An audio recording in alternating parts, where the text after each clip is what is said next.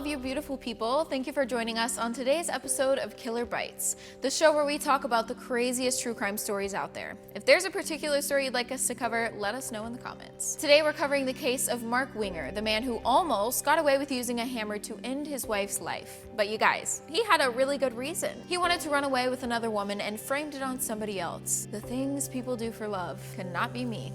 Let's get into it, shall we? Mark Winger was born on November 26, 1962, in the sweet little Midwestern town of Springfield, Illinois. He grew up in a tight-knit Jewish family, and they really valued the time they spent together. This stayed with Mark into his adulthood, and he grew up always wanting a family of his own one day. So that's when Mark's brother set him up on a blind date with Donnah Brown. Everyone who knew Donnah loved her and said she was the most genuine, fun, and loyal person. And you know how some people were just born to be moms? She was one of those people. Donnah is what I like to refer to as the cool mom friend, who you always go to for advice and a good ass time. Well, when Donnah and Mark met, they pretty much clicked like that. Donnah loved that Mark was funny and smart, and once they started officially dating, he was the most attentive person. He always made Donnah the priority, and everyone just loved the two of them together. And wouldn't you know it, on March 4th of 1988, Mark and Donnah got married. After they tied the knot in Florida, Mark got a job as a nuclear engineer in Springfield, Illinois. So they headed to the Midwest to start this new chapter of life together. Unfortunately, the couple was unable to conceive a child after trying for a while. She was at her doctor's office when her doctor brought up a young patient who was pregnant, but they couldn't take care of the baby. They were looking for a great couple who were ready to be parents. Well, Donnah was in the right place at the right time, and on May 27th, 1995, Bailey Elizabeth Winger was brought into the family. Donnah's best friend, Deanne Schultz, worked with her at the hospital and loved watching Bailey. A few months passed, and Donnah took a trip to visit her parents in Florida. She brought along Bailey, and they had a great time. But the trip back to Springfield was an uncomfortable experience for Donnah. From Florida, they flew into St. Louis and took a 90-minute airport shuttle ride back home. But the driver of the shuttle was genuinely freaking Donnah out. He talked to her about really inappropriate stuff and was swerving and speeding like a bat out of hell. Donnah and her 3-month-old were so scared that she worried they wouldn't even make it home. She told Mark what happened, and he was pissed, obviously. He told Donnah to write down everything that happened between her and this man so they could have a physical document.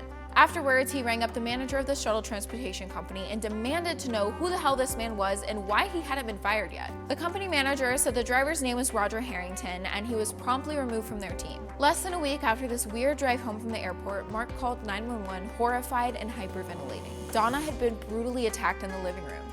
The choice of weapon?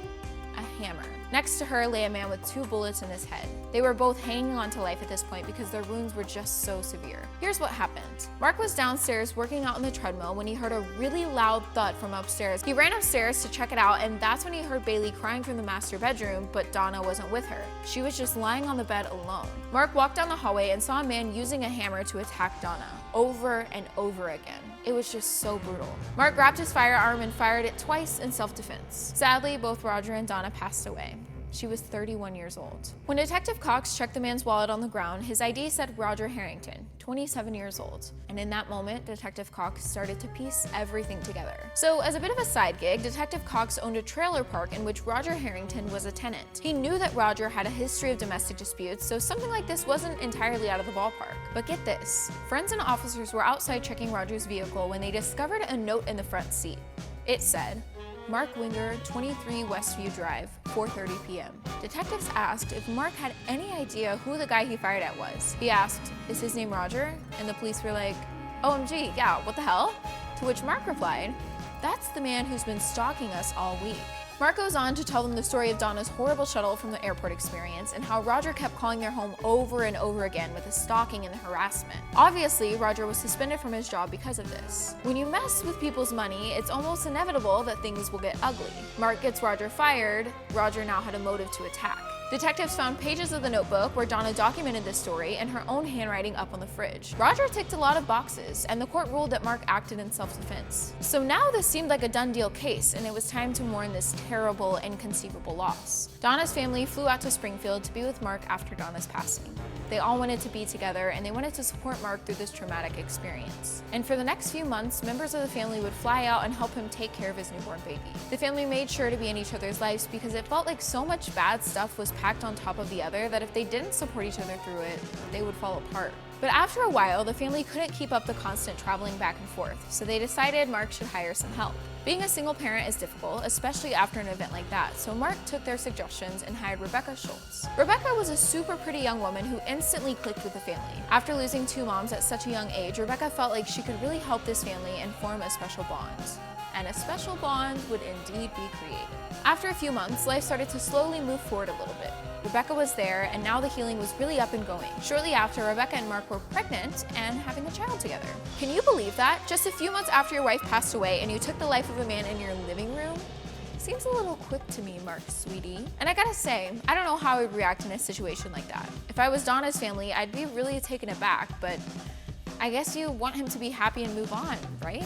And they were, for the most part. But Deanne, y'all remember Deanne? She didn't like Rebecca and the whole situation with Mark.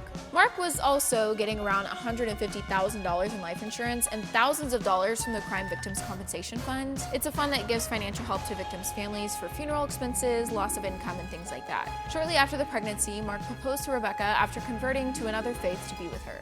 This shocked his rabbi and the whole family, honestly. Religion was super important to Mark and their entire family, so to just up and convert once you get your nanny pregnant was a significant shift for Mark's family. But in October 1996, Mark and Rebecca eloped in Maui. It was a super tiny, closed service, and they had a celebration dinner once they returned. But the family felt like this was all moving so freaking fast. And over time, Mark pushed out Donnah's family completely, even going so far as to say Bailey couldn't call Donnah's mother grandma anymore. She begged Mark to let her be a part of her grandchild's life, but he flat out refused. He doesn't want to think about Donnah anymore, which, listen, I can understand somebody wanting to move on with their life, sure. But to totally cut off your late wife's family is just out of this world weird to me. So the couple would parent 4 children together, 2 of which were adopted, including Bailey. At that point, Donnah's family backed off and let Mark live his new life. All the while, Roger Harrington's family was still fighting for justice. They just couldn't fathom that Roger committed this crime. Sure, he had a history of mental illness and outbursts. Still, he never seemed capable of committing an act so horrific. Luckily for them, some of the detectives working on the case didn't fully believe that Roger Harrington was to blame either. For starters, there were no signs of forced entry, meaning someone must have let him in.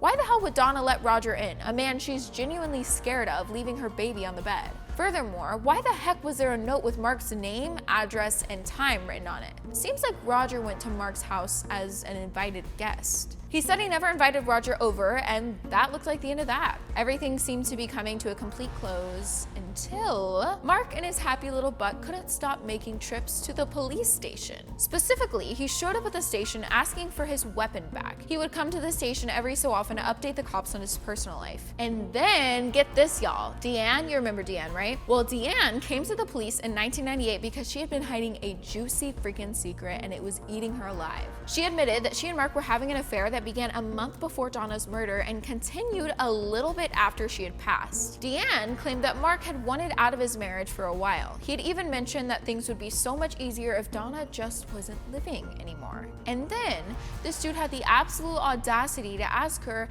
if she wanted to get in on the murder plot. Obviously, this is Donnah's best friend. Yeah, she's sleeping with her husband, but she didn't actually want to physically hurt her. Well, once she came out with this information, the investigators started connecting the dots. This wasn't Roger's doing. This was planned and executed by Mark Winger himself. It made sense to investigators. Mark had been unhappy in his marriage and wanted a way out of it for a hot minute. Once the crazy story with Roger came up, Mark took it as the perfect opportunity to take out Donnah once and for all. So even after giving Deanne a ring, he went on and married Rebecca anyway and had kids with her. So now the police have this in the bag. They could prove the affair, they had the note from Roger's vehicle, and they found some new pieces of evidence. Polaroids from the crime scene before the bodies were moved by paramedics were found, and these pictures weren't found or used for the first trial. The positioning of the bodies didn't match up with Mark's story in the slightest. On top of all this, Roger didn't even bring a weapon to the house. This guy had a freaking blade and a tire iron in his car and he didn't use either?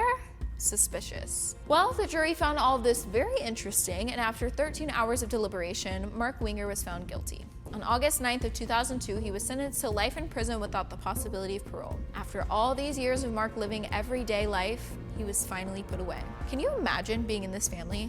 First, you feel so bad for your son-in-law because what a terrible thing to go through, right? And then you find out that he's the one who did it and framed an innocent man after he killed him. As for Rebecca, she filed for divorce, duh, and now takes care of Bailey along with her other children. And that, my friends, is the wild story of Mark Winger and how he almost got away with murder. Can you believe it? It just goes to show what is done in the dark almost always comes to light. Thanks for watching, everyone. My name is Allie, and I'll see you next crime.